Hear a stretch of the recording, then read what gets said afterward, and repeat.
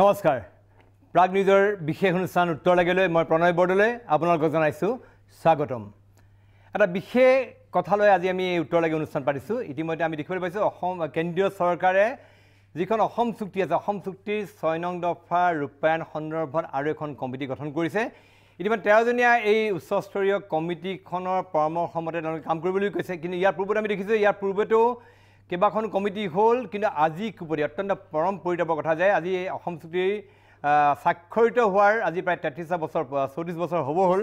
আজি কুপৰি আমি অসমীয়া মানুহৰ সাংবিধানিক ৰক্ষা কবচ সন্দৰ্ভত আজিও এই বিষয়লৈ একো পদক্ষেপ লোৱা পৰিলক্ষিত হ'ল সদৌ অসম ছাত্ৰসংঘে দীৰ্ঘদিন ধৰি দাবী জনাই আহিছে যে অসমীয়াৰ সাংবিধানিক ৰক্ষা কবচ সন্দৰ্ভত বিশেষ ব্যৱস্থা তেওঁলোকে দাবী কিছুমান দিছিলে কিন্তু এই দাবীবিলাকৰ ক্ষেত্ৰতো সকলোবিলাক ফুটুকাৰ ফেনত পৰিণত হৈছে এতিয়া পুনৰবাৰ আমি এখন কমিটি উচ্চস্তৰীয় কমিটি কেন্দ্ৰীয় চৰকাৰে গঠন কৰি দিছে আসলে কেন্দ্ৰীয় চৰকাৰৰ এই ক্ষেত্ৰত সদিচ্ছা কিমান কিহৰ কাৰণে অসম চুক্তি 6 নং দফাত বাদ দিলে অসম চুক্তিও আখৰ আখৰে পালন কৰা হোৱা নাই ক'ত ক'ত কাৰ হামাহি বিজেপি কংগ্ৰেছ অসম গণ পৰিষদ এইবিলাক দলৰ ভূমিকা কি আসলে প্ৰকৃততে তেওঁলোকে অসম চুক্তিৰ ৰূপায়ণ হোৱাটো বিচাৰিছে নাই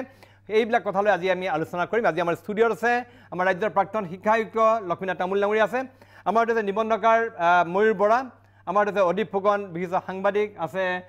তেখেতে আমাৰ সুমন্ত চলিহা নিবন্ধকাৰ লেখক আছে সাংবাদিক বেদব্ৰত বৰা আৰু আমাৰ সৈতে পোনপটীয়া সম্প্ৰচাৰত উপস্থিত আছে সদৌ অসম ছাত্ৰ সন্থাৰ মুখ্য উপদেষ্টা ডক্টৰ সমুজ্জ্বল কুমাৰ ভট্টাচাৰ্যী যদিহে ডক্টৰ সমুজ্জ্বল কুমাৰ ভট্টাচাৰ্যীৰ সৈতে আমাৰ যোগাযোগ স্থাপন হৈছে মই তেওঁৰ সৈতে যাব বিচাৰিছোঁ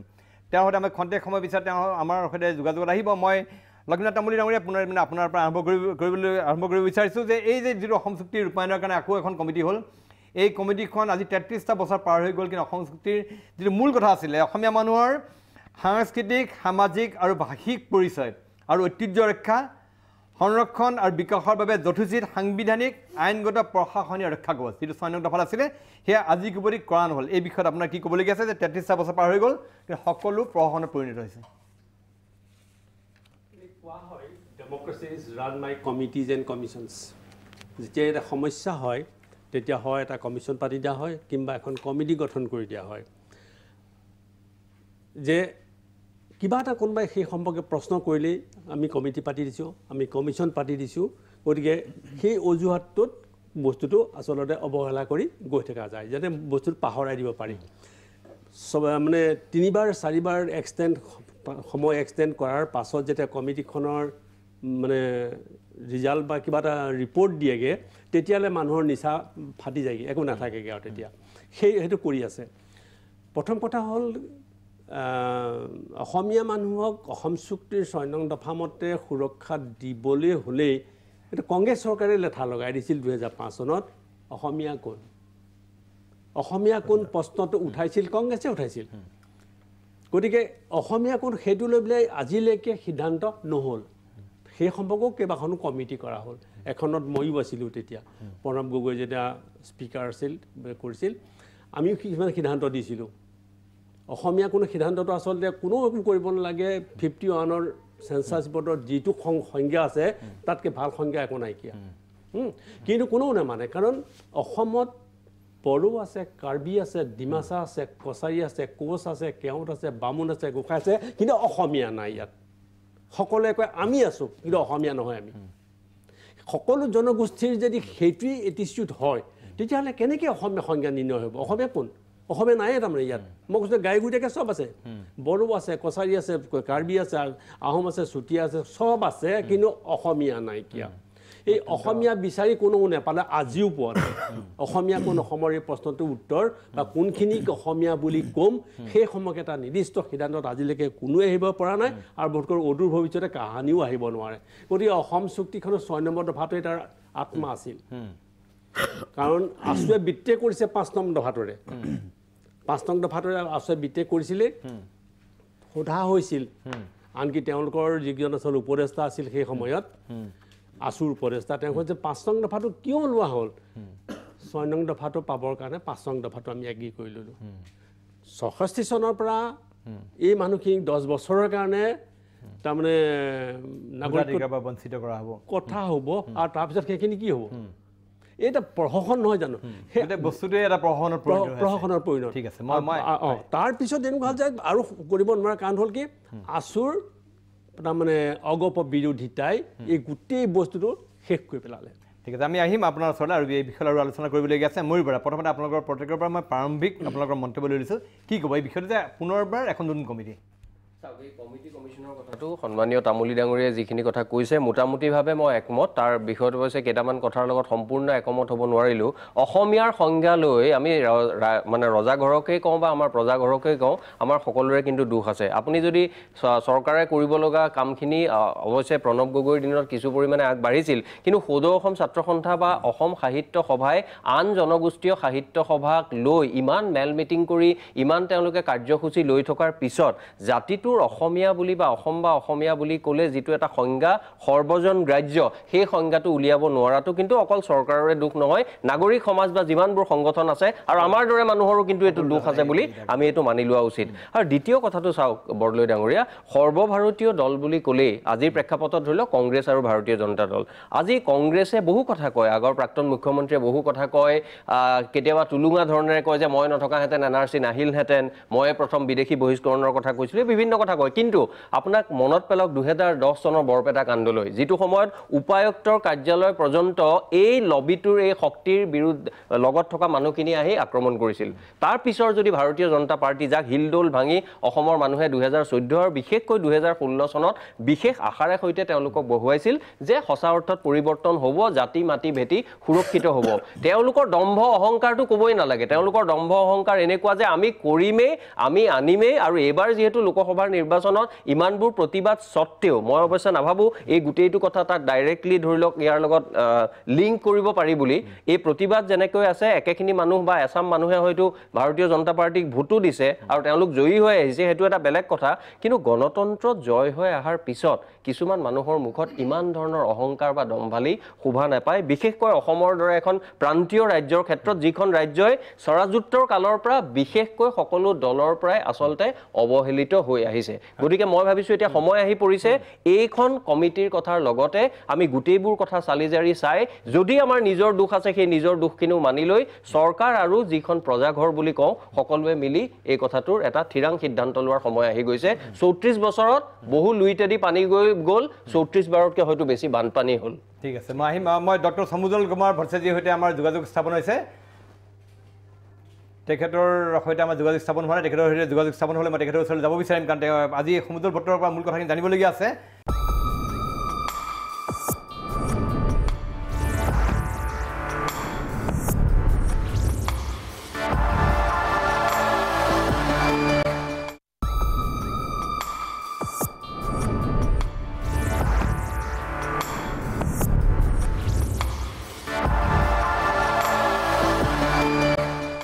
মই অকণমান অধিক কুমাৰ ফুকন ডাঙৰীয়া আপোনাৰ ওচৰলৈ আহিছোঁ শেহতীয়াকৈ যিখন কেব নাগৰিকত্ব সংশোধনী বিধেয়কৰ কথা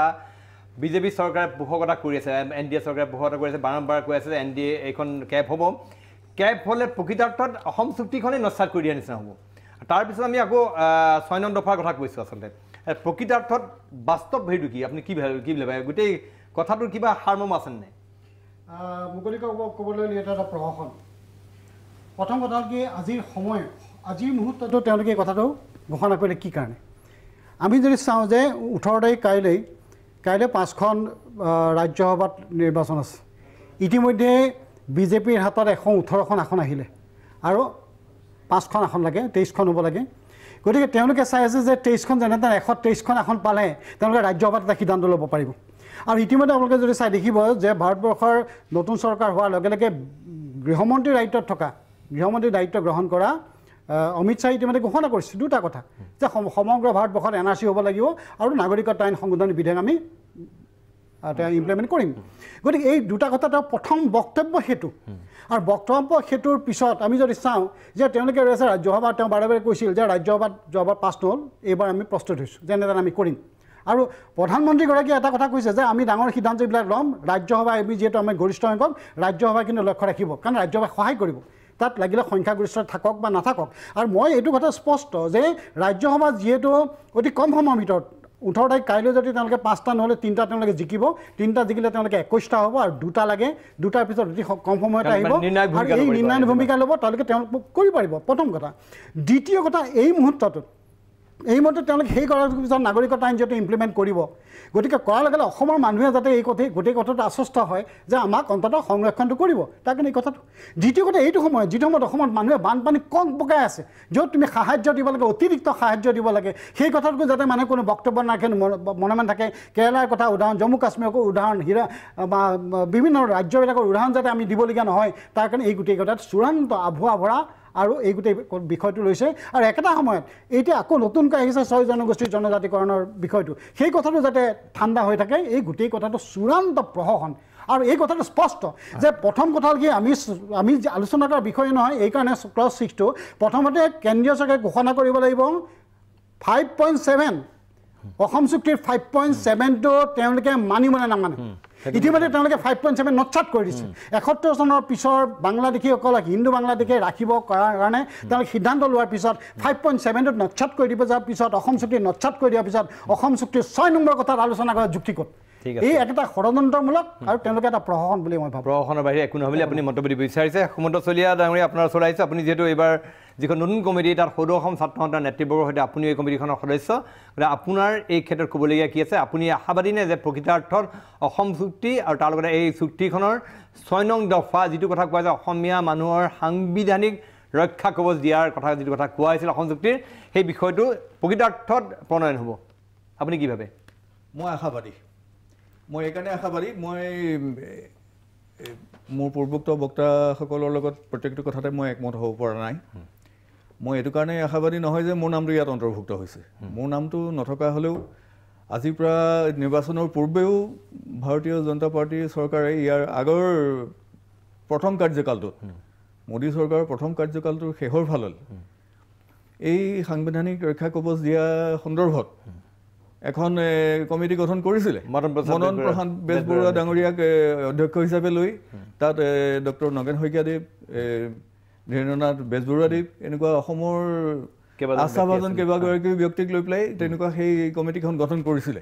কিন্তু সেইটো সময়ত কেৱল বিৰোধী আন্দোলনটো এনেকুৱা এটা পৰ্যায় লাভ কৰিছিলে যে সেই বিশিষ্ট ব্যক্তিসকলে সেই সমিতিৰ পদ ল'বলৈ সদস্য পদ ল'বলৈ অস্বীকাৰ কৰিলে কিন্তু মই ভাবোঁ যে সেই কথাটো শুদ্ধ হোৱা নাছিলে কাৰণ এতিয়ালৈকে এইটো কথা কোনো অস্বীকাৰ কৰিব নোৱাৰে যে অসম চুক্তি 1985 চনৰ 15 আগষ্টৰ দিনা স্বাক্ষৰিত হোৱাৰ পাছত ময়ূৰ বৰা ডাঙৰীয়াই কৈছে যে ইতিমধ্যে 34টা বানপানী অসমত পাৰ হৈ গৈছে 34টা বছৰ সম্পূৰ্ণ হ'ব অহা 15 আগষ্টৰ দিনা গতিকে এই 34 বছৰত আগৰ চৰকাৰবিলাকে এই সদিচ্ছা কেতিয়াও দেখুওৱা নাছিলে এতিয়া ভাৰতীয় জনতা পাৰ্টীৰ চৰকাৰে মোদী চৰকাৰে এই সদিচ্ছাটো দেখুৱাইছে ইয়াৰ সম্পূৰ্ণ সদ্ব্যৱহাৰ কৰাটো আমাৰ কাৰণে এটা সুন্দৰ সুযোগ হ'ব লাগে অসমীয়া মানুহে অসমীয়া জাতিৰ প্ৰকৃত শুভাকাংক্ষীসকলে ইয়াত ষড়যন্ত্ৰৰ ভূত দেখা পোৱাৰ পৰিৱৰ্তে মই ভাবোঁ যে এই যিটো কমিটি গঠন কৰি দিছে আমাৰ ওপৰত এটা গুৰু দায়িত্ব আহিছে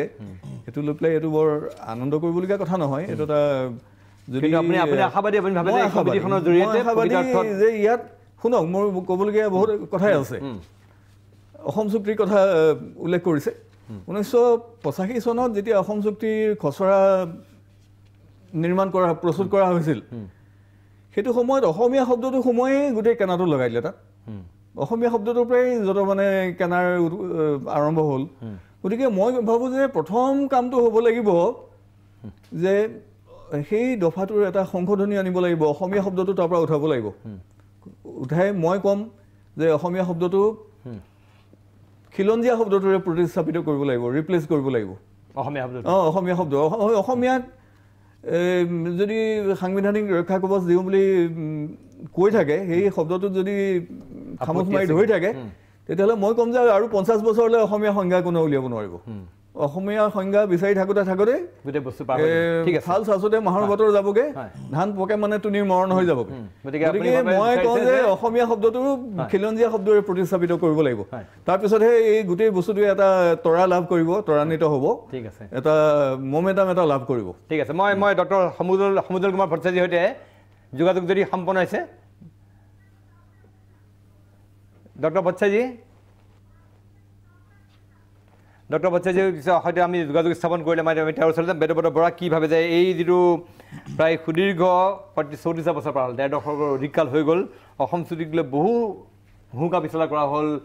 বহুতদি বহু পানী বৈ গ'ল এই সময়ত কিন্তু প্ৰকৃতাৰ্থত অসম চুক্তি এই যিখন কথা কোৱাইছে যে অসম চুক্তিৰ যে আমি 20 বছৰ কাৰণে 51 চনৰ পৰা যে 71 চনলৈ পিছুৱাই আহিলোঁ তাৰ কাৰণে তাৰ বিপৰীত তাৰ পৰিৱৰ্তে অসমীয়া মানুহক এক প্ৰকাৰ ৰক্ষা কবচ দিয়াৰ নিচিনা এইখন সাংবিধানিক সুৰক্ষা দিয়াৰ কথা ওলাই আহিছিলে কিন্তু আজি কুপতি সেই কথালৈ বাস্তৱিত হ'ল কি ভাবে এইবাৰ নতুন কমিটিয়ে এইবিলাক কাম কৰিবলৈ সক্ষম হ'ব হয় বৰদলৈ ডাঙৰ ধন্যবাদ যে বিজ্ঞ লোকসকলৰ লগত আপুনি মুকু সামৰি যে দুআষাৰ ক'বৰ কাৰণে আপুনি নিমন্ত্ৰণ জনাইছে আপোনাক প্ৰথমে ধন্যবাদ জ্ঞাপন কৰিছোঁ মই কিছু ক্ষেত্ৰত আশাবাদী যে আগৰ সমিতিখনে নিশ্চয় কিছু আৱেগৰ বশৱৰ্তী হৈ পদত্যাগ কৰিলে বুলি মই ভাবোঁ কিন্তু কথা হ'ল যে সমিতিখনে এখন প্ৰতিবেদন দাখিল কৰিব লাগিছিলে এই সমিতিখনেও এখন প্ৰতিবেদন দাখিল কৰক আমাৰ উপৰোক্ত বক্তাকেইজনে যিখিনি কথা কৈছে সেইখিনিৰ লগত মই এটাই সংযোগ কৰিব বিচাৰিছোঁ মই প্ৰায়খিনি কথাই মানি লৈছোঁ মই সুমন্ত চলিহাৰ দুটা কথা মানি লৈছোঁ পজিটিভ দৃষ্টিভংগীৰ কিছুমান কথা চাব লাগিব কিন্তু ইয়াত অসম চুক্তি মাত্ৰ 3 পৃষ্ঠা ইংৰাজী যিখন অসম চুক্তি আছে আমি সকলোৱে এখন দেখিম এখন মাত্ৰ 3 পৃষ্ঠাৰ অসম চুক্তি এই 3 পৃষ্ঠাৰ 5.8 যিটো দফা আছে সেই দফাটো আৰু 6 নম্বৰ যিটো আমাৰ কনষ্টিটিউশ্যনেল সেফগাৰ্ড অকল কনষ্টিটিউশ্যনেল সেফগাৰ্ড মানে ইয়াত কোৱা হৈছে যে constitutional legislative and administrative safeguard to Assamese people গতিকে এইখিনি বস্তু থকাৰ লগতে 5.8 যিটো কথা আছে যে 1971 চনৰ 25 মাৰ্চত আগতে অহা খিনিহে অসমীয়া পিছত অহা সকলো ইলিগেল সেই বস্তুটো মানিব লাগিব কিন্তু ৰ'বা মোক ক'ব দিয়ক মই টেকনিক্যাল কথাটাহে মই আছামিজ পিপুল বুলি আছে আছামিজ পিপুল আছে কথাটো শুদ্ধ নহয় না আছামিজ পিপুল চুক্তিত আছে আপুনি খিলঞ্জীয়া বুলি কৈছে না মই কৈছোঁ যে না মই কৈছোঁ যে এইখন কনষ্টিটিউশ্যনেল সেফগাৰ্ড আমাক লাগে কমিটিখনো আমি আদৰণি জনাইছোঁ কিন্তু 5.8 যিটো আছে অসম চুক্তিৰ যে 1925 চনৰ 71 চনৰ আগত অসমলৈ অহা লোকসকল 25 মাৰ্চৰ অসমলৈ অহাখিনি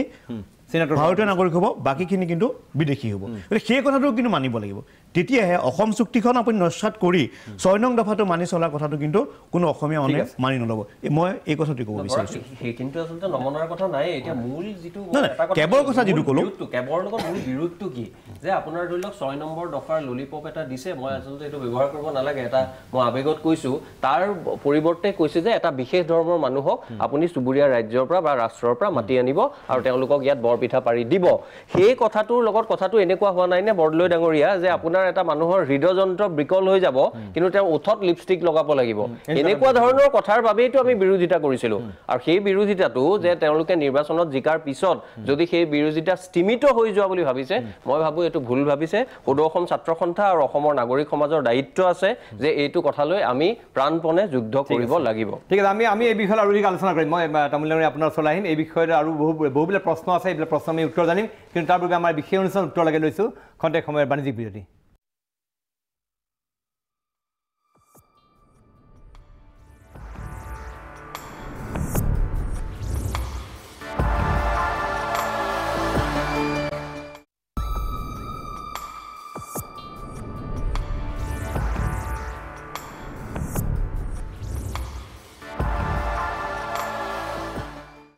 খন্তেক সময়ৰ বিৰতিৰ পিছত পুনৰ উভতি আহিছোঁ প্ৰাগ নিউজৰ বিশেষ অনুষ্ঠান উত্তৰ লাগে মাজলৈ আজি আমি উত্তৰ লাগে এটা গুৰুত্বপূৰ্ণ প্ৰসংগৰ উত্তৰ বিচাৰিছোঁ আচলতে ইতিমধ্যে আমি দেখিবলৈ পাইছোঁ যে কেন্দ্ৰীয় চৰকাৰে ইতিমধ্যে পুনৰবাৰ অসম চুক্তিক লৈ অসম চুক্তিৰ এটা দফাক লৈ এখন নতুন কমিটি পুনৰবাৰ গঠন কৰি দিছে কিন্তু কমিটিখন প্ৰশাসনিক পুনৰবাৰ কমিটিখনৰ কাম কাজে কমিটিখনে কিবা এই ক্ষেত্ৰত ইতিবাচক প্ৰভাৱ পেলাব পাৰিব নাই মই এই বিষয়ে আমি কথা পাতি আছোঁ তামিলনাডুৰে মই পুনৰ আপোনাৰ ওচৰলৈ গৈছোঁ আপোনাৰ পৰা জানিব বিচাৰিম যে 33টা বছৰ পাৰ হৈ গ'ল আজি কুপতি অসম চুক্তি আখৰে পালন কৰাৰ ক্ষেত্ৰতো পাতি দিলোঁ বহুবিলাক দফা আজিও বাস্তৱায়িত নহ'ল এতিয়া আকৌ আহিছে অসম চুক্তিৰ 6 নং দফা কাৰ হামাহিত আপুনি কি ভাবিছে হয় চৰকাৰসমূহৰ কথা কৈছোঁ আমি কি কেন্দ্ৰীয় চৰকাৰ যিবিলাক দল আছিলে কংগ্ৰেছ বিজেপি তাৰপিছত আমাৰ অসম গণ পৰিষদ দলৰ চৰকাৰ কাৰ হেমাহিত কোন দায়ী ইয়াত আপুনি মূলতঃ কোন দায়ী বুলি ভাবে এতিয়া আজি কিবা একো নহ'ল প্ৰথম কথা অগপক ডাইৰেক্টলি জগৰীয়া কৰিব নোৱাৰে এই কাৰণেই যে 15 নং দফা মতে চুক্তিখনৰ গোটেই চুক্তিখনৰ ৰূপায়ণৰ দায়িত্ব কেন্দ্ৰীয় গৃহ মন্ত্ৰালয়ৰ অসম চৰকাৰৰ তাত কৰণীয় একো নাই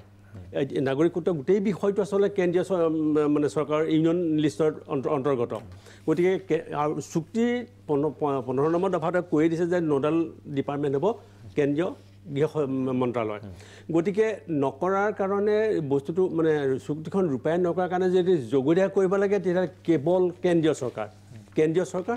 আৰু কোনো নহয় কেন্দ্ৰীয় চৰকাৰ সদিচ্ছা থকা হ'লে কংগ্ৰেছৰ দিনতেই হ'লহেঁতেন কংগ্ৰেছে কাহানিও নকৰে তাৰমানে এনেই ভুৱাত তৰুণ গগৈয়ে এনেই লেপাই থাকে এনেই ভুৱা কিছুমান কাম কৰি থাকে তাৰমানে এইটো কথা সুপ্ৰিম কোৰ্টে কি কৈছিল আজি মানে দুমাহমানৰ আগতে যে কেন্দ্ৰীয় চৰকাৰ আৰু অসম চৰকাৰৰ বৰ্তমান বিজেপি চৰকাৰৰ মুঠেই সদিচ্ছা নাই NRC-খন উন্নীতকাৰ সেইটো মই কোৱা কথা নহয় সুপ্ৰিম কোৰ্টে কৈছে এজনীয়া বিচাৰ নহয় একবাৰে 3জনীয়া বিচাৰপীঠে কথাটো কৈ দিছে হয়তো তাৰপাছত আমি ক'বলগীয়া কথা যদি মিছাকৈ কৈছে তেতিয়াহ'লে বিজেপি দলে তেওঁলোকৰ বিৰুদ্ধে কিবা গোচৰ দিব পাৰে এই গোটেই কথাটো দেখিলে তাৰ আগতে এতিয়া দুটা বছৰ মানে মনত পৰিছে এটা কথা এই কমিটিখন সাংবাদিক ৰক্ষা কবচ দিয়া যিটো এটা বাহানা উলিয়াইছে সেইটো আৰু বিজেপি চৰকাৰে এই বছৰৰ 2019 চনৰ নিৰ্বাচনৰ আগমুহূৰ্তত যিখন ইস্তাহাৰ উলিয়াইছিল তাত তেওঁলোকে একো প্ৰতিশ্ৰুতি দিয়া নাই এটা প্ৰতিশ্ৰুতি দিছিল যে কেবখন তেওঁলোকে আইনত পৰিণত কৰিবই আচ্ছা কেবখন যদি আইনত পৰিণত কৰেই তেতিয়া সাংবিধানিক ৰক্ষা কবচৰ কি প্ৰয়োজন প্ৰথম কথা ময়ো তুমি উদাহৰণটো দিলে মনত পৰিব আহোম যুগত আচলতে শদিয়াৰ কেঁচা খেতি গোসানীত মানুহ বলি দিছিল নৰ বলি দিছিল সেই বলিটোৰ নাম আছিল ভোগী তাৰমানে খুৱাই সকলো প্ৰকাৰৰ ভোগ যি বিচাৰে তাক দিব লাগিব ভোগী কিন্তু তাক বলি দিব এতিয়া অসম এই যে কমিটিখন আচলতে এই কৰিছে অসমীয়াক তাৰমানে ভোগী বনাইছে বনাই পেলাই এইখিনি তাৰমানে ভোগ দেখুৱাইছে তাৰপৰা একো নহয় ভণ্ডামীৰ এটা সীমা থকা উচিত ৰাজনৈতিক ভণ্ডামীৰ এটা সীমা থকা উচিত কিন্তু ইমান নিকৃষ্ট ভণ্ডামী অন্ততঃ যিসকল অসমীয়া মই কেন্দ্ৰীয় চৰকাৰৰ কথা মই নকওঁৱেই বাৰু যিসকল অসমৰ মানুহ সৰ্বানন্দ সোণোৱালৰ পৰা আৰম্ভ কৰি মুখ্য কৰি তলৰ যিমানখিনি অসমৰ মানুহ আছে তাৰমানে ইয়াত অসমীয়া তাৰমানে বিজেপি অসমীয়া RSS আছে সেই মানুহখিনিও তাৰমানে এটা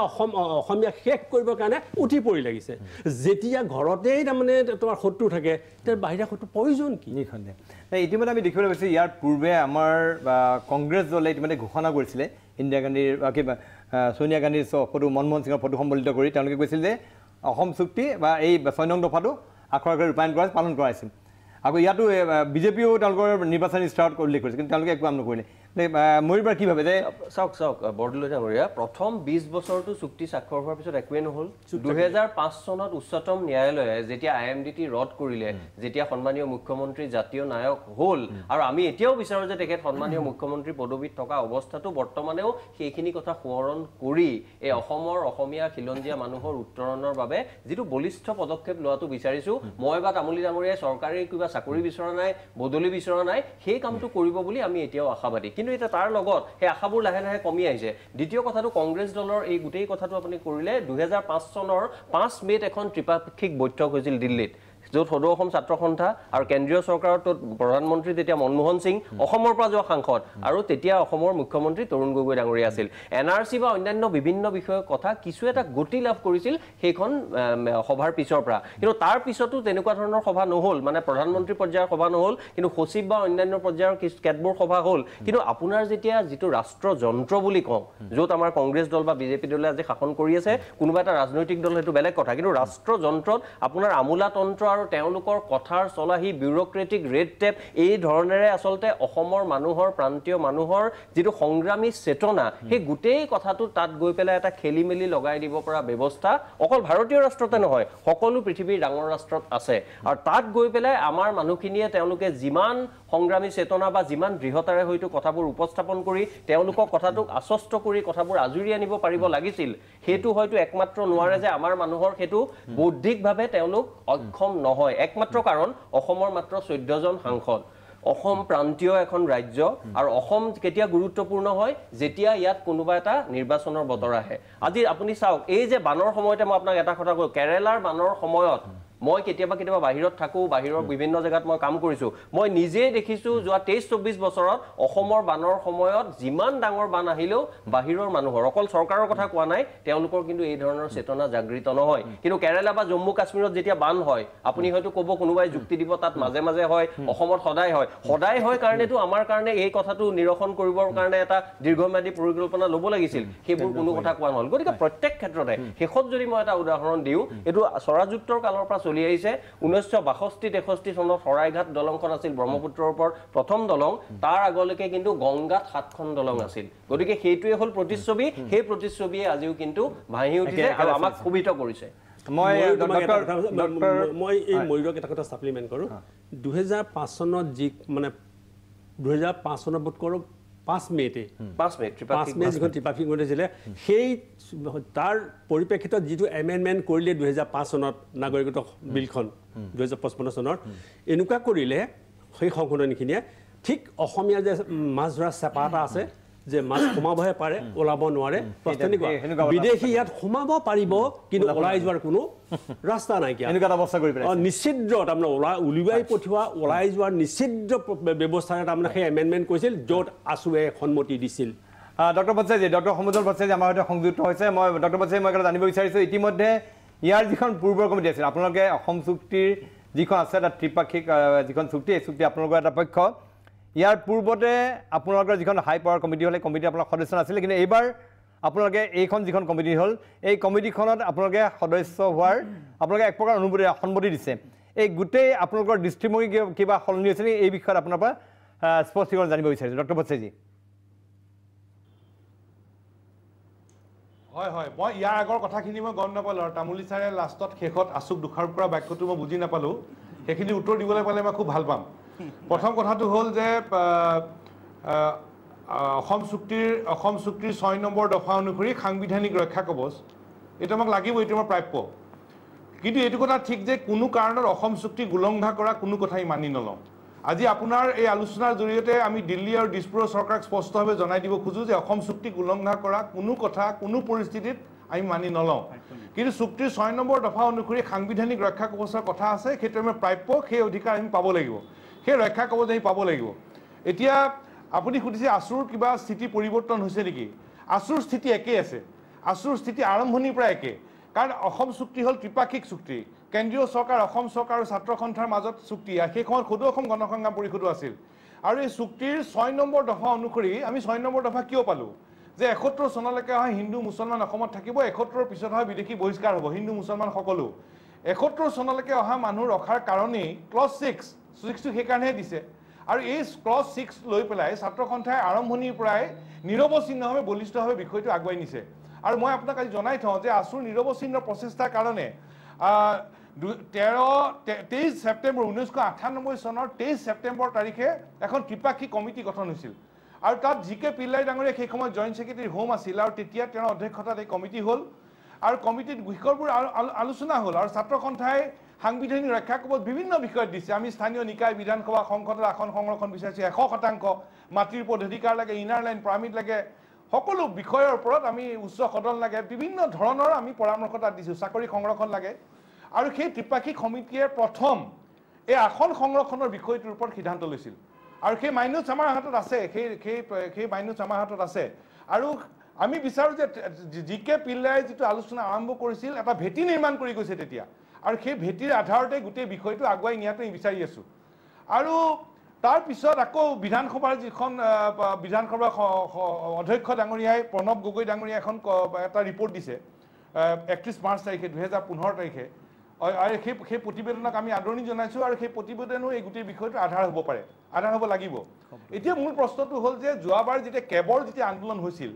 এই কেবৰ বিৰুদ্ধে যেতিয়া অসম আৰু উত্তৰ পূৰ্বাঞ্চল ভিত্তিক আন্দোলন হ'ল, তেওঁলোকে 31 ডিচেম্বৰ তাৰিখে তেওঁলোকৰ জইণ্ট পাৰ্লিয়ামেণ্টাৰী কমিটিত সিদ্ধান্ত কৰি ল'লে যে কেবটো পাছ কৰিব তেওঁলোকে।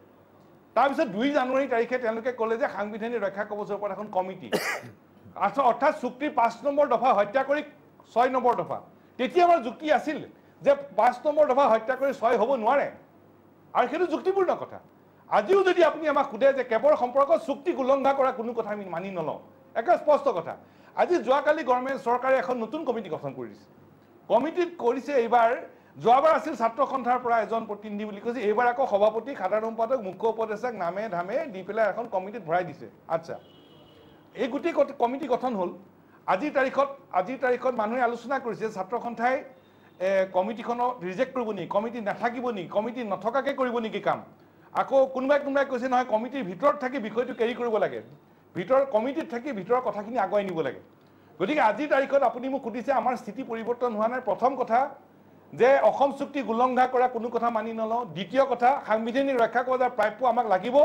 চুক্তিৰ ত্ৰিপাক্ষিক আমি চুক্তিৰ স্বাক্ষৰকাৰী, গতিকে চুক্তিৰ স্বাক্ষৰকাৰী হিচাপে সেই অধিকাৰ আমি সাব্যস্ত কৰিম। আনটো কথা হ'ল যে পিল্লাই কমিটিৰ গোটেই চিন্তাটো আগুৱাই নিব লাগিব। আনটো আটাইতকৈ জৰুৰী কথা হ'ল যে ছাত্ৰ সন্থাই যেতিয়া বৰপেটাত NRC কাণ্ড হৈছিল, কাণ্ডৰ পিছৰ পৰা আমি আছো আৰু 30টা জনগোষ্ঠী সংগঠন, তেতিয়া 26টা আছিল, এটা 30টা হ'ল। একেলগে আমি কাম কৰি আছো সেই বৰপেটা কাণ্ডৰ পিছত NRCৰ, আৰু আমি ঐক্যবদ্ধভাৱে আমি গোটেই সংগ্ৰাম চলাই আছো। তেতিয়া প্ৰাক্তন স্পীকাৰে যেতিয়া সাংবিধানিক ৰক্ষা কবচৰ ওপৰত আলোচনা কৰিছিল, মই অলপ মোক 2 মিনিট দিয়ক, কাৰণ মই দেৰিকে পাইছো, 2 মিনিট 2 ছেকেণ্ড। তেতিয়া প্ৰণৱ গগৈ ডাঙৰীয়াৰ ওচৰত আমি আছো আৰু 26টা সংগঠন একেলগে গৈছিলো, একেলগে আমাৰ দৃষ্টিভংগী দিছো।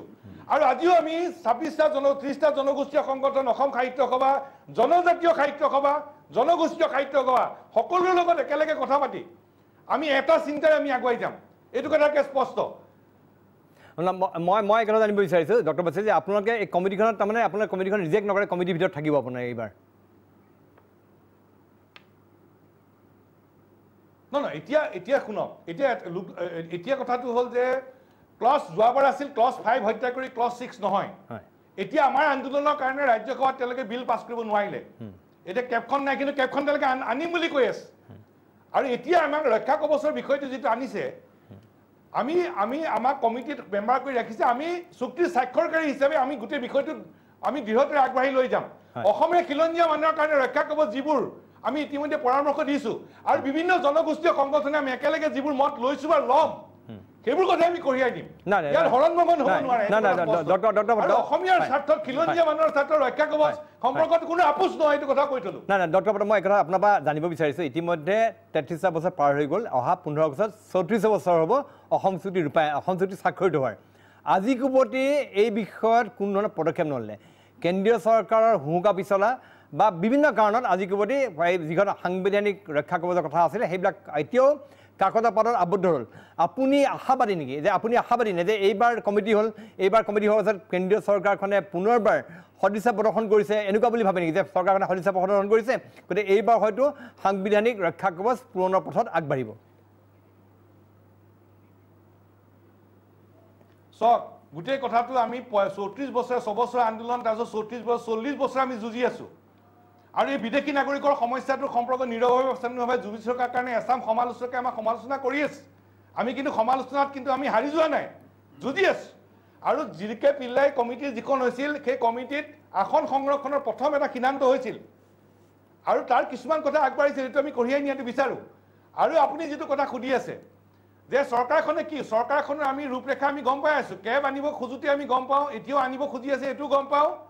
কিন্তু আমি চুক্তিৰ স্বাক্ষৰকাৰী হিচাপে গোটেই বিষয়টো আমি কঢ়িয়াম, আৰু কঢ়িয়াবলৈ নিওঁতে আমি সকলো জাতি জনগোষ্ঠী সংগঠন একেলগে আমি একে চিন্তাৰে আমি আগবঢ়াম। আৰু এটা কথা কৈ থওঁ, আপুনি চিন্তাৰ কথা কৈছে, আপুনি যোৱাকালি যিখন গেজেট নটিফিকেশ্যন ওলাইছে তাত টাৰ্মছ অফ ৰেফাৰেঞ্চ দিছে। আপুনি সুধিছা কাৰণে কৈছোঁ, এইবোৰ আমি যথাস্থানত আমি কম, কিন্তু অসমৰ ৰাইজকো জনাই থোৱা উচিত। টাৰ্মছ অফ ৰেফাৰেঞ্চত দুটা কথা কৈ থ'ব খোজোঁ। এটা কথা কৈছে যে টাৰ্মছ অফ ৰেফাৰেঞ্চত যে আসন সংৰক্ষণ স্থানীয় নিকায় আৰু বিধানসভাত হ'ব, সংসদ শব্দটো কিন্তু তাত নাই। কিন্তু আমাৰ ত্ৰিপাক্ষিক আলোচনা যেতিয়া হৈছিল 23 ছেপ্টেম্বৰ 1998 চনৰ যিখন পিল্লাই কমিটিৰ সিদ্ধান্ত মাইনাছ আছে আমাৰ, তাত কোৱা আছে যে স্থানীয় নিকায় বিধানসভা সংসদত আসন সংৰক্ষণৰ প্ৰয়োজন আছে। গতিকে সংসদ বস্তু বাদ দিব নোৱাৰিব, সেইকাৰণে চুক্তিৰ স্বাক্ষৰকাৰীয়ে যুঁজ দিয়াৰ প্ৰয়োজন আছে। তেওঁলোকে নাইকিয়া কৰি দিব, আমি মানি ল'ম, এইটো হ'ব নোৱাৰে। মই ভাবোঁ যে চুক্তি স্বাক্ষৰকাৰী দায়িত্ব আছে। দ্বিতীয় কথাটো, আসন চাকৰি বাকৰি আমাক ক'ত লাগে? আমাৰ কেন্দ্ৰীয় অৰ্ধকেন্দ্ৰীয় চৰকাৰী চাকৰি এলোকে ধৰি সকলোকে 100% চিট ৰিজাৰ্ভেশ্যন লাগে। স্থানীয় নিকায় বিধানসভা সংসদৰ আসন সংৰক্ষণ 100% লাগিব, আৰু ৰেলকে ধৰি বাকৰি চাকৰি বাকৰি আমাক 100% লাগিব। এতিয়া আপুনি টাৰ্মছ অফ ৰেফাৰেঞ্চত চাওক, তাত অকল অসম চৰকাৰৰ চাকৰিকেইটাৰ ৰিজাৰ্ভেশ্যনৰ কথা আছে, চেণ্ট্ৰেল গভৰ্ণমেণ্টৰ নাই চুক্তি স্বাক্ষৰকাৰী হিচাপে তাৰ লগত যুঁজাৰ প্ৰয়োজন আছে আচ্ছা আৰু এটা কথা মই আপোনাক কৈ দিলো সাংবিধানিক ৰক্ষা কৱচৰ সম্পৰ্কত এক চুলিৰ মানুহ হিলচিল নহ'ব এক চুলি ইফালে ইফাল নহ'ব ইয়াৰ আপোচ নহ'ব আচ্ছা মই নিৰ্বাচনী ইস্তাহাৰত বিজেপিয়ে যে প্ৰতিশ্ৰুতি দিছে যে যিকোনো পৰিস্থিতিৰ বিনিময়ত আমি কেবখন আইনত পৰিণত কৰিমেই এইটো কণ্ট্ৰাডিক্টৰী হোৱা নাই কেব আইনত পৰিণত কৰিব আপোনালোকক সাংবিধানিক সুৰক্ষা দিয়াৰ ললিপপত আপোনালোক ভুল গ'ল কোনটো শুদ্ধ কওক বা বুজাই দিয়কচোন মোক অন্তত কেব আমি যিকোনো পৰিস্থিতিৰ বিনিময়ত আমি কেব আনিমেই শ্ৰদ্ধা কৰোঁ কওকচোন আপুনি এতিয়া তামুলী ডাঙৰীয়াক মই শ্ৰদ্ধা কৰোঁ মই শ্ৰদ্ধা কৰোঁ কিন্তু ছাত্ৰ সন্থাক কোনো ললিপপ খুৱাব নোৱাৰে আপোনাক কৈ দিলোঁ আমি নাখাওঁ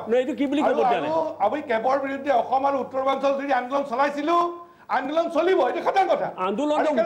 আপুনি অৰ্থ বিচাৰিছে আন্দোলন সমাধান অৰ্থ বিচাৰে অসম চুক্তিক উলংঘা কৰা কোনো কথাই মানি নলওঁ কিয় এইটো উলংঘাটো কৰিয়েই আছে ঘোষণা কৰি আছে আপুনি কৈছে আন্দোলন সমাধান নহয় আকৌ কৈছে আপুনি হয়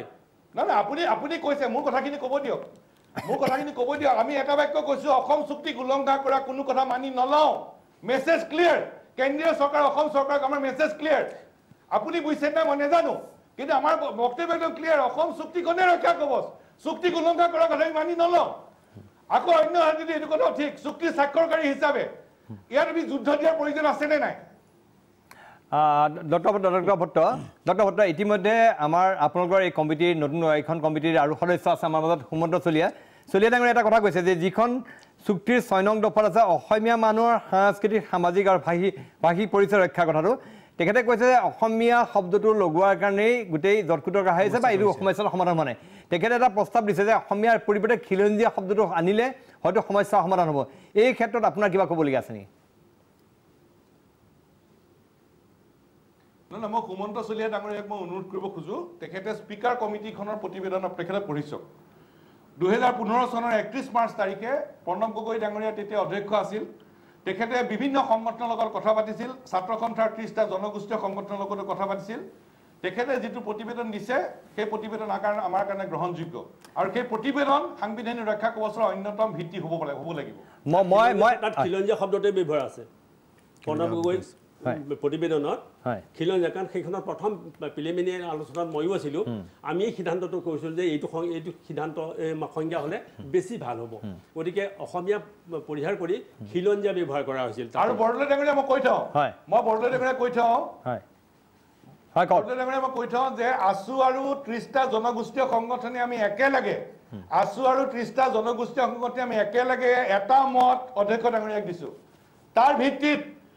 গগৈ ডাঙৰীয়াৰ ৰিপৰ্ট দিছে আৰু সেইটো আমি গ্ৰহণ কৰিছোঁ মই এই কথা জানিব বিচাৰিছোঁ আপোনাৰ আপুনি যিহেতু আছে 6 নং দফা কাৰ্যকৰী কৰাৰ কাৰণে লাগি আছে আছুৱে বিভিন্ন ধৰণৰ দাবী দিছে আপোনাৰ সাধাৰণ দৰ্শকৰ কাৰণে আমাৰ যিসকল সাধাৰণ ৰাইজ আছে তেওঁলোকৰ জ্ঞাতাৰ্থে 6 নং দফাটো কাৰ্যকৰী হ'লে আমাৰ অসমৰ মানুহ কিদৰে উপকৃত হ'ব এইটো আপোনাৰ মুখত জানিব বিচাৰে আপুনি কি বুলি ভাবে প্ৰথম কথা চাওক আকৌ কৈছোঁ যে 71 চনলৈকে মানুহ ৰখাৰ কাৰণে ক্লজ 6 এইটো যাতে আমি পাহৰি নাযাওঁ 71 চনৰ পিছৰ মানুহৰ কাৰণে ক্লজ 6 নহয় যিটো যোৱাবাৰ কেন্দ্ৰীয় চৰকাৰে কৰিব খুজিছিল আৰু সেইকাৰণে আমি ৰিজেক্ট কৰিছোঁ পৰামৰ্শ দিছোঁ আমি সেই সম্পৰ্কত মই কম নে মই ক'ব পাৰিম হয় ৰক্ষা কৱচ সম্পৰ্কত আমি বিভিন্ন পৰামৰ্শ দিয়া আছে আমাৰ ভাষা আমাৰ সংস্কৃতি আমাৰ পৰিচয় অস্তিত্ব ৰক্ষাৰ কাৰণে আমাৰ পৰামৰ্শ দিয়া আছে তাৰে ভিতৰত স্থানীয় নিকায় বিধানসভা সংসদৰ 100% আসন সংৰক্ষণ চাকৰি বাকৰি কেন্দ্ৰীয় চৰকাৰ ৰেলকে ধৰি সকলোতে আমাৰ চাকৰি সংৰক্ষণ 100% মাটিৰ ওপৰত অধিকাৰ ইনাৰ লাইন পাৰ্মিট উচ্চ সদন ভূমি আৰু সম্পদৰ অধিকাৰকে ধৰি বিশেষ সাংবিধানিক মৰ্যাদা আদি বিভিন্ন পৰামৰ্শ দিয়া আছে আৰু এই সকলো পৰামৰ্শ আমি দৃঢ়তাৰে আমি আগুৱাই নিমেই এইটো একটা স্পষ্ট কথা সাংবিধানিক ৰক্ষা কৱচৰ কিন্তু চুলিৰ মানুহ কিন্তু ইফাল সিফাল নহয় এইটো কথা স্পষ্ট যদি দিল্লী দিছপুৰৰ চৰকাৰে ভাবিছে যে কমিটি বনাই আমি ৰক্ষা কৱচৰ সম্পৰ্কত কিবা এটা তালি বালি ৰাখিম নহ'ব চুক্তি স্বাক্ষৰকাৰী সদৌ অসম ছাত্ৰ সন্থা আৰু চুক্তি স্বাক্ষৰকাৰীৰ লগত কথা নপতাকে একপক্ষীয় সিদ্ধান্ত ল'লে নহ'ব আমি নামানিম ৰক্ষা কৱচ 100% দিব লাগিব ঠিক আছে আমি আহিম এই বিষয়ে আৰু আলোচনা কৰিবলৈ আচলতে আমি কোনে কোনে বিঘ্নিত কৰিছে আমাৰ খিলঞ্জীয়া অসমীয়া স্বাৰ্থৰ বিষয়ে কথা পাতিম কিন্তু তাৰ পূৰ্বে আমাৰ বিশেষ অনুষ্ঠান উত্তৰ লাগে লৈছোঁ খন্তেক সময়ৰ বাণিজ্যিক বিৰতি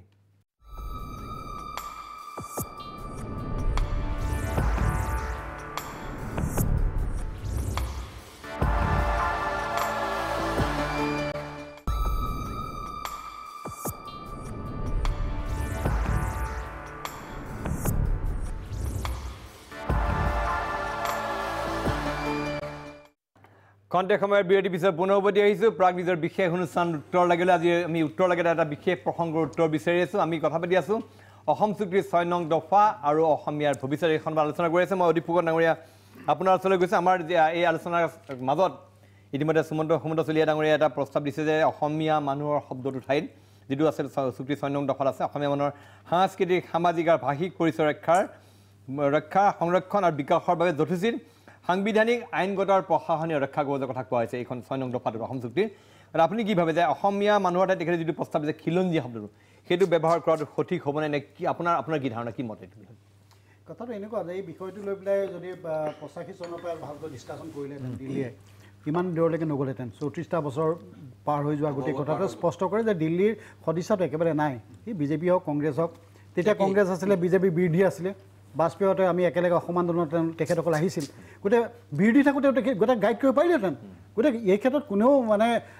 ভাল কাম কৰিছে বুলি ক'ব নোৱাৰি দিল্লীত থকাসকলৰ ক্ষেত্ৰত আৰু এইটো অসমীয়া শব্দটোৰ ক্ষেত্ৰত যদি 6 নম্বৰ ক্লজত অকল অসমীয়া শব্দটোৰ কাৰণে যদি বাধা আহিছে এই ক্ষেত্ৰত কিন্তু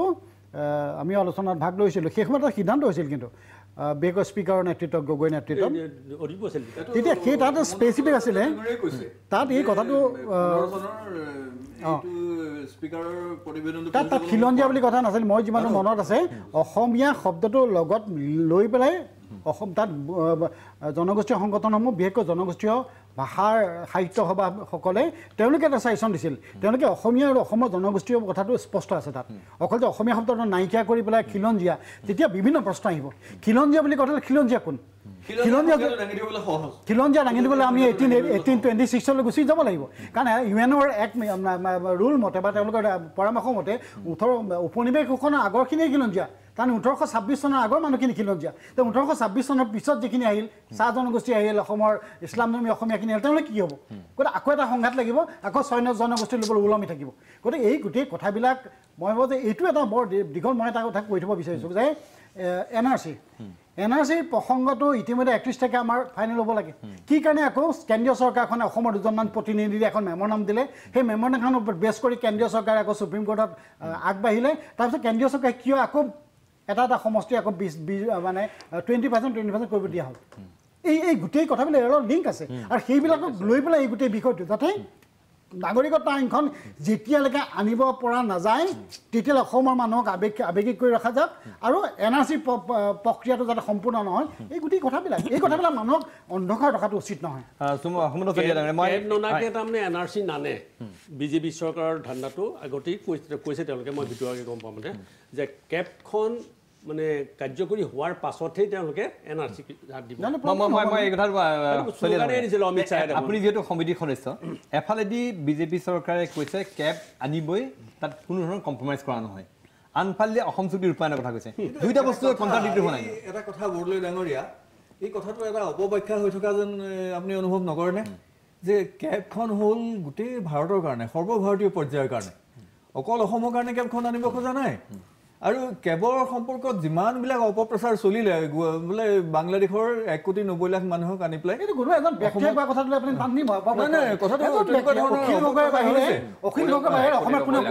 সংগঠন বহুতে কৈছে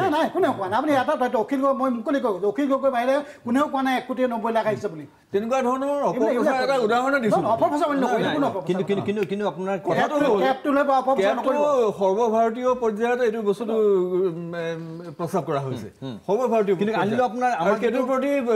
বিজেপি ভাৰতীয় জনতা পাৰ্টীৰ দায়বদ্ধতা আছে সেইটো আজিৰ কথা নহয় যেতিয়া 1952 চনত যেতিয়া ভাৰতীয় জনসংঘ প্ৰতিষ্ঠা হৈছিলে যেতিয়া ডক্টৰ শ্যামা প্ৰসাদ মুখোপাধ্যায়ে যেতিয়া ঠিক আছে বুজিলো বিজেপিৰ আইডিঅলজি সেইটো এটা আদৰ্শগত এটা দায়বদ্ধতা আছে সেই কথাটো কেবখন ইমপ্লিমেণ্ট কৰিবলৈ বিদেশী এই হিন্দুৱে হওক মুছলমান হওক বিদেশী না বৰলে এটা কথা একেবাৰে ক্লিয়াৰ হ'ল যে 1925 চনত আৰএছএছ জন্ম হোৱাৰ পিছৰ পৰা যেতিয়া তেওঁলোকে সিদ্ধান্ত ল'ল হিন্দুসকলৰ ৰক্ষাৰ ক্ষেত্ৰত সেই কথাটো আজি যিহেতু চৰকাৰ গঠন হৈছে গতিকে তেওঁলোকে ইমপ্লিমেণ্ট কৰিব লাগিলে অসমৰ মানুহ সংকটত পৰক অসমীয়া ভাষা সংকটত পৰক সেই কথা আগত ৰাখি তেওঁলোকে ক্লজ 6 কাৰণে লাগিলে 5.7 উৰি যাওক অসম চুক্তি উৰি যাওক ক্লজ 6 মানে ইমপ্লিমেণ্ট কৰিব ৰূপকৰ সহায়েৰে মই কিছু সময়ৰ আগত কৈছিলোঁ যে মানুহৰ হৃদয়যন্ত্ৰ বিকল হৈ যাওক আৰু মৃতদেহৰ ওপৰত আপুনি লিপষ্টিক লগাওক সেই কথাটোৱে মই কৈছিলোঁ যে কেবৰ জৰিয়তে অসম চুক্তিৰ 5 নম্বৰ দফাটো থানবান কৰি দি 6 নম্বৰ দফাৰ এইখন যিখন কমিটি এই কমিটিখন তেতিয়া হয়তো এসময়ত গৈ ললিপপত পৰিণত হ'ব সেই কথাকে সুমনচলীয়া ডাঙৰীয়া জানিব বিচাৰে যিহেতু আপুনি কমিটিৰ সদস্য আপোনাৰ এই ক্ষেত্ৰত কেনেকুৱা আছিলে আপুনি কি ভাবে যে এই কথাটোৱে এই বৰ্তমান মুহূৰ্তত এইটো এটা হাইপথেটিকেল কুৱেশ্যন বুলি মই ভাবোঁ দেই এইটো এটা মানে কল্পিতৰ প্ৰশ্ন হৈ আছে এই কাৰণে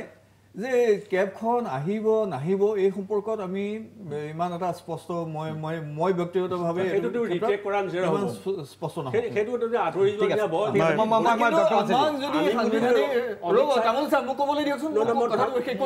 ৰিমাইণ্ডিং কৰি দিছোঁ মই তোমাক কণ্ট্ৰাডিক্ট কৰিবলৈ ৰিমাইণ্ডহে কৰিছোঁ য'ত অমিত শ্বাহে কৈছে যে যিকোনো পৰিস্থিতি বিনিময়ত আমি কেবখন তুমি জনা মানুহ তুমি মোক এতিয়া কোৱাচোন যে যদি কেবখন আইনত পৰিণত হয় অসমীয়া জাতি বাচি থাকে অসমীয়া ভাষা এতিয়া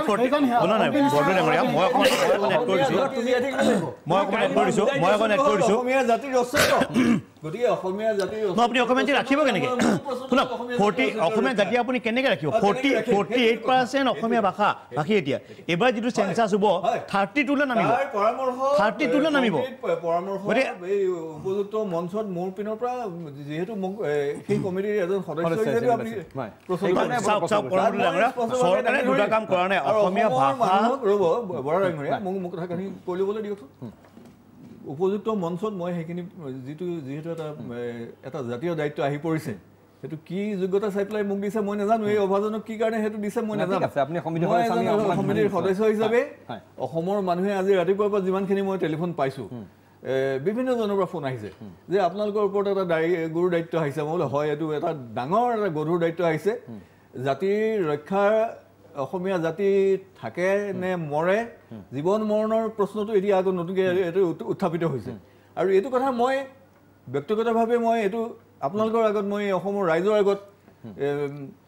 এটা অংগীকাৰবদ্ধ হৈছোঁ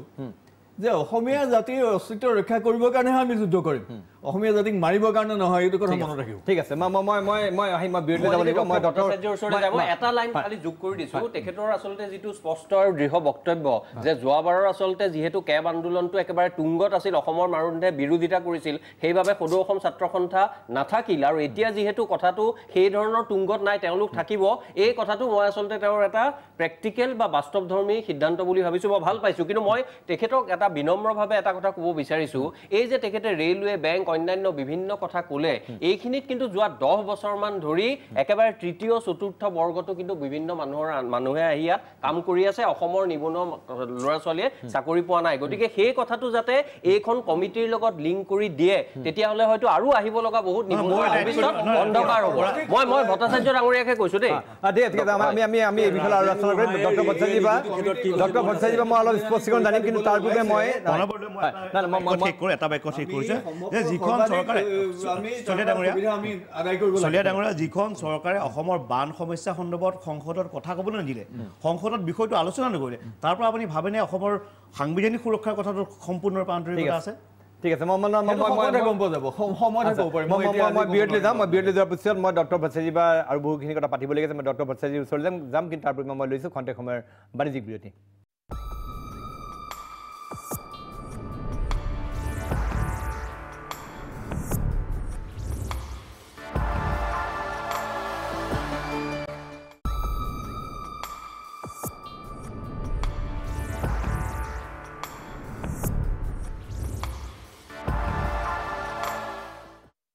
খন্তেক সময়ৰ বিৰতিৰ পিছত পুনৰ উভতি আহিছোঁ প্ৰাগ নিউজৰ বিশেষ অনুষ্ঠান উত্তৰ লাগে মাজলৈ আজি আমি এটা গুৰুত্বপূৰ্ণ প্ৰসংগৰ উত্তৰ বিচাৰি আছোঁ মই পুনে ডক্টৰ সমুজল কুমাৰ ভট্টাচাৰ্যৰ ওচৰলৈ গৈছোঁ ডক্টৰ ভট্টাচাৰ্য মই এইখন জানিব বিচাৰিছোঁ যে এই কথাটো কোৱা হৈছে যে এতিয়া অলপ আমি বিৰতিলৈ যোৱাৰ পূৰ্বে ময়ূৰ বাৰে উল্লেখ কৰিছে যে আমাৰ যিটো কথা আছিল তৃতীয় চতুৰ্থ বৰ্গৰ চাকৰিত থলুৱাৰ বা অসমীয়া বা ইয়াৰ স্থানীয় আপোনালোকে যিটো দাবী আছে আপোনাৰ সেই দাবীটোও কিন্তু আজিলৈকে বাস্তৱায়িত হোৱা নাই আমি প্ৰায়ে দেখিছোঁ যে যেতিয়াই কেন্দ্ৰীয় চৰকাৰৰ বিভিন্ন অনুষ্ঠান প্ৰতিষ্ঠানত তৃতীয় বৰ্গ চতুৰ্থ বৰ্গৰ চাকৰিটো বিভিন্ন ধৰণৰ মানুহ আহি আছে কিন্তু আপোনালোকে দাবী কৰিছে যে এইটো পূৰণ হ'ব লাগে কিন্তু প্ৰকৃত সেইটোও হোৱা নাই কিন্তু আপুনি কেনেদৰে আশাবাদী তাৰ লগতে এইটো এটা কণ্ট্ৰাডিকশ্যন আছে ইফালে কেব ইফালে অসম চুক্তি এইটো এটা কণ্ট্ৰাডিকশ্যন আছে তাৰ মাজত আচলতে প্ৰকৃত অৰ্থত অসম চুক্তিৰ 6 নং দফাৰ ৰূপায়ণ বাস্তৱত আপোনাৰ সম্ভৱ নে বুলি আপুনি ভাবেনে মই প্ৰশ্ন দি উত্তৰ গোটেইকেইটালৈ আহিম মহিৰ বৰা ডাঙৰীয়া কথাখিনি উত্তৰ আহিম তাৰ আগতে এটা কথা কৈ লওঁ মানে এটা আলোচনা হৈ আছে যে আছু কমিটিত থাকিব লাগে নে নালাগে খোলাখুলিকৈ পতা ভাল যোৱাকালি যেতিয়া এইখন আমি গেজেট নটিফিকেশ্যন দেখিলোঁ যে ছাত্ৰ সন্থা কমিটিত থাকিব লাগে নে নালাগে ইয়াৰ আগৰবাৰ থকা নাছিল ইয়াৰ আগৰবাৰ কেব আহিছিল চুক্তিৰ 5 নম্বৰ দফাক হত্যা কৰি 6 নম্বৰ দফা নহ'ব কৈ দিয়া হৈছিল এতিয়া কেবখন নাই কিন্তু কেব অনাৰ পৰিকল্পনা চলি আছে এইটো হয় এতিয়া আমাক বহুতে কৈছে যে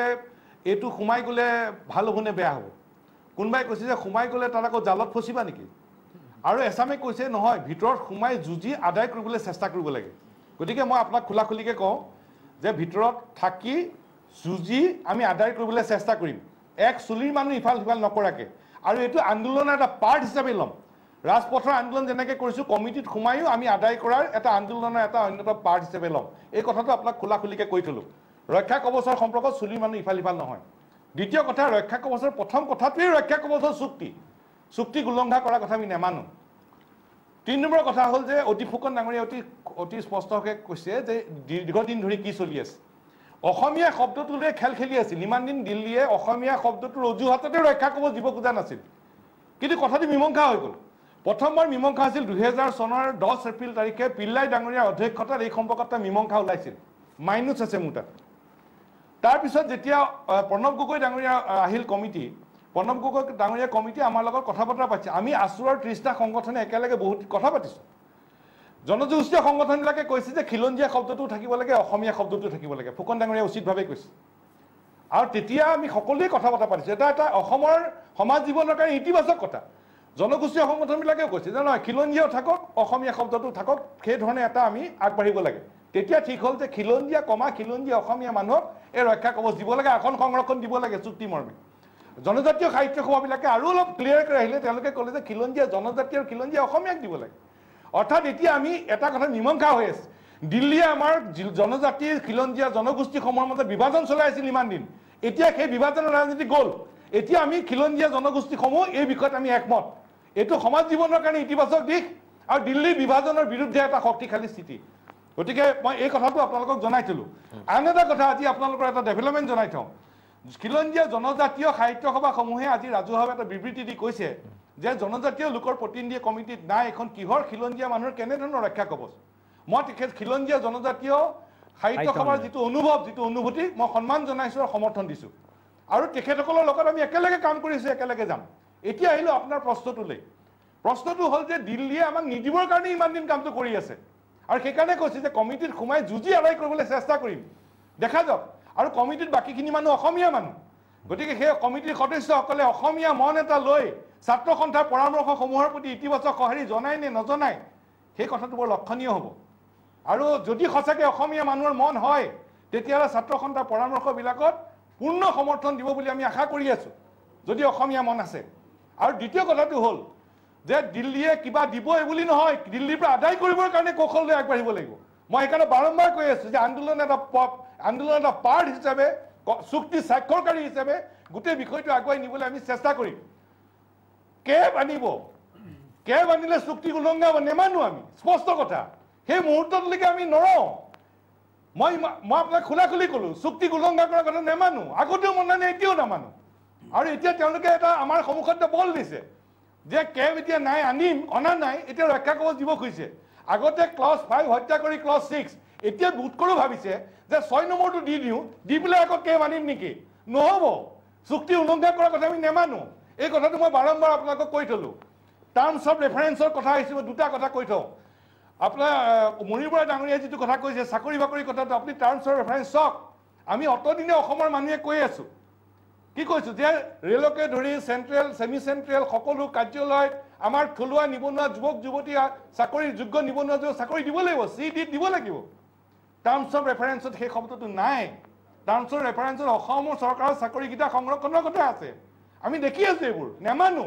আমাৰ দিল্লী চাকৰিকেইটা কেন্দ্ৰীয় চৰকাৰৰ চাকৰিকেইটা দিব লাগিব যদি আমি নিদিলে দেখা যাব আন্দোলন ৰাজপথৰ পৰা আন্দোলনৰ আলোচনা মজিয়ালৈ যাম যিকোনো আন্দোলন ৰাজপথৰ পৰা আলোচনাৰ মেজতে শেষ হয় ৰাজপথৰ পৰা আলোচনাৰ মজিয়াত বহিম যদি আমাক নিদিয়ে আকৌ যদি স্পষ্ট কথা অকল অসম চৰকাৰৰ চাকৰিকেইটা আমাক সংৰক্ষণ নালাগে নহয় কেন্দ্ৰীয় অৰ্ধকেন্দ্ৰীয় চাকৰিকেইটা সংৰক্ষণ লাগিব মাটিৰ ওপৰত অধিকাৰ লাগিব ইতিমধ্যে ব্ৰহ্ম কমিটিৰ ৰিপৰ্ট দিছে আৰু লাগিব আসন সংৰক্ষণ লাগিব নহয় স্থানীয় নিকায় বিধানসভা সংসদৰ 100% আসন লাগিব আমাৰ মাইনিউট হৈ আছে সেন্ট্ৰেল গভৰ্ণমেণ্ট ষ্টেট গভৰ্ণমেণ্ট আছুৰ মাজত পিল্লাই কমিটিত যে লোকেল স্থানীয় নিকায় বিধানসভা সংসদত আসন সংৰক্ষণ লাগিব আমি 100% আসন বিচাৰি আছো এটা টাৰ্মছ অফ ৰেফাৰেন্সত সংসদ শব্দটো উঠাই দিছো নহব লাগিব আমাৰ গতিকে মই আপোনাক বৰদলৈ ডাঙৰীয়া কৈ থওঁ ৰাজপথৰ আন্দোলন কৰি আছো আলোচনাৰ সুবিধা দিছে চুক্তি স্বাক্ষৰকাৰী হিচাপে আলোচনাত বহিম চুক্তি স্বাক্ষৰকাৰী হিচাপে বিষয়টো আগুৱাম বলিষ্ঠ হবে নিদিলে নেমানো ৰাস্তা খোলা আছে আন্দোলনৰ ৰাস্তা মই বুজিলোঁ কিন্তু এই কথা আপোনাৰ পৰা জানিব বিচাৰিছোঁ ইতিমধ্যে যিখন কমিটি কৰা হৈছে এই কমিটিখনৰ দুজনমান সদস্য কিন্তু আমি ইমান বিশেষ পৰিচিত নহয় দুজনমান সদস্য মানে খুব এই বিষয়ে মই ভাবোঁ যে মই এই কথা আপোনাৰ পৰা জানিব বিচাৰিছোঁ যে এই কমিটিখন আপুনি ইতিমধ্যে কৈছে খিলঞ্জীয়া সাহিত্য সভা সন্মিলনে তেওঁলোকে ইতিমধ্যে আপত্তি কৰিছে যে তাত কোনো জনগোষ্ঠীয় প্ৰতিনিধি ৰখা হোৱা নাই তেওঁলোকৰ আপত্তি নিশ্চয়কৈ যুক্তি আছে তেওঁলোকৰ গতিকে আপুনি ভাবে নেকি যে কমিটিখনৰ আকৌ পুনৰ সংগঠনৰ প্ৰয়োজন আছে কমিটিখন পুনৰ গঠনৰ প্ৰয়োজন আছে এইটো বুলি আপুনি ভাবে নেকি যে কাৰণ ইয়াত সকলো আমাৰ ৰাজ্যখনৰ সকলো জাতি জনগোষ্ঠীক প্ৰতিনিধিত্ব কৰিব পৰাকৈ কমিটিখন হৈছে নাই মই আপোনাক এটা কথা কৈ থওঁ মই বাৰম্বাৰ কৈছোঁ চুক্তিখন ত্ৰিপাক্ষিক কেন্দ্ৰীয় চৰকাৰ অসম চৰকাৰ ছাত্ৰ সন্থা আৰু সদৌ অসম গণসংঘাৰ পৰিষদৰ মাজত চুক্তি হৈছিল ছাত্ৰ সন্থাৰ চুক্তি স্বাক্ষৰকাৰী মই সেইকাৰণে স্বাক্ষৰকাৰী শব্দটো বাৰে বাৰে কৈ আছোঁ কমিটি বনাওঁতে চুক্তি স্বাক্ষৰকাৰী আছুলক কথা পাতি লোৱা নাই মুকলিকে আপোনালোকক কৈ দিছোঁ আমাৰ তাত সভাপতি সম্পাদক মুখ্য উপদেষ্টা ৰাখিছে ৰাজপথত আছোঁ আন্দোলন টেবুলত গৈ আমি আমাৰ ভিউ আমি তাত কেৰি কৰিম ত্ৰিপাক্ষিক চুক্তি এই কমিটি বনাওঁতে আমাৰ লগত কথা পাতি কমিটি মেম্বাৰ সিলেক্ট কৰা নাই আপোনালোকক কৈ দিলোঁ সেইকাৰণে জনজাতীয় সাহিত্য সভাই যিটো অভিমত প্ৰকাশ কৰিছে আমি সমৰ্থন দিছোঁ ঠিক আছে মই ধন্যবাদ আৰু কিবা ক'বলৈ আছে তামোল ডাঙৰীয়া ময়ূৰ বৰা অদীপ ফুকন শেষত কিবা ক'ব আৰু এই বিষয়ত ক'বলগীয়া আছে ফুকন হয় ফুকন ডাঙৰীয়া চলিয়া ডাঙৰীয়া শেষত আৰু কিবা ক'ব আমি অৱস্থা চাই ব্যৱস্থা কৰিম এতিয়া আপুনি আশাবাদী কমিটিখনে মই খুবেই আশাবাদী